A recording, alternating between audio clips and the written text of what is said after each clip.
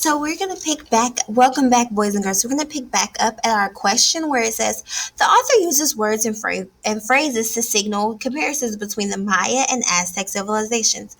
Look for words and phrases that compare these two civilizations. So we're going to share our findings. It says the author uses phrases like Maya three times to say both the Maya and Aztec believed in multiple gods and goddesses and made sacrifices to the gods. The author also uses questions to guide the reader to make a comparison between Maya and Aztec ball games. So again, boys and girls, when we're talking about the gods and goddesses, they also said like Maya. And then also when you talk about the polka dot, they said and Maya again. So it was just comparison, using the words just to compare those two civilizations. And then what type of education prepared them to do?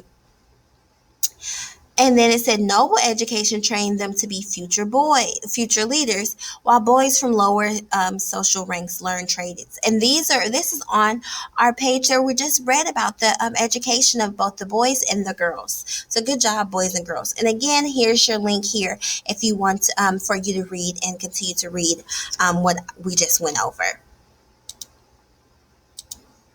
So let's discuss. This is our chapter discussion. Let's answer that big question. Remember, boys and girls, what factors led to the success of the Aztec capital of Chichochican?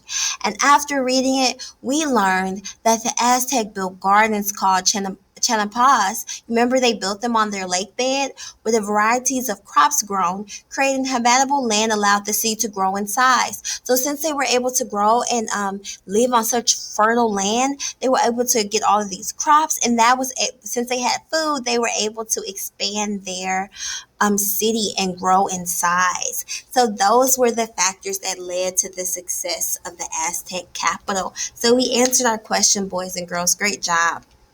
So let's do our chapter 8 word work. So this vocabulary word that we're going to use today is trade.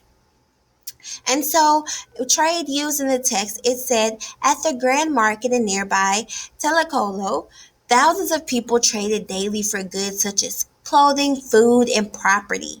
And so it says, what are some other examples of when someone might trade an item? So think about you might trade with your friends a game for a game, a different game, a pencil for a pen, or things like that.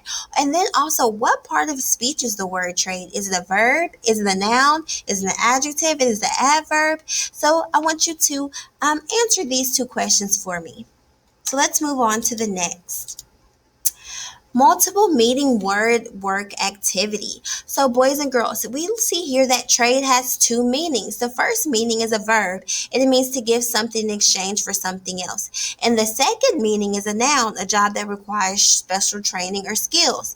So, you're going to read the context in the text surrounding the word trade in each sentence to identify which word is being answered, which meaning is being used. Answer down below with either the answer 1 or 2 to represent which meaning matches the sentence. So when it says, when my grandmother was young, she liked to trade baseball cards with her friends. Is that the meaning for 1, which it means to give someone something in exchange for something else, or a job that requires for special training or skills?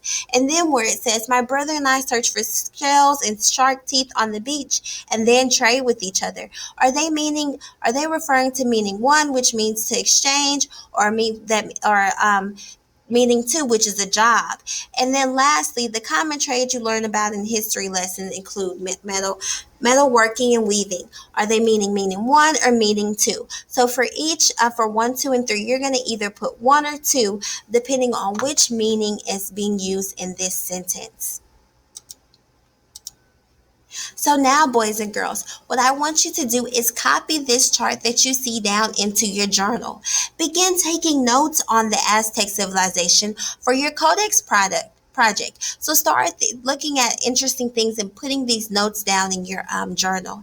And in the we're not going to work, so this column part right here, we're going to keep that for our next assignment, boys and girls. So that's it, boys and girls. That is our lesson wrap up. We're done. Great job with your reading. So now you can move on to your writing. So good. We had a great reading today and great job.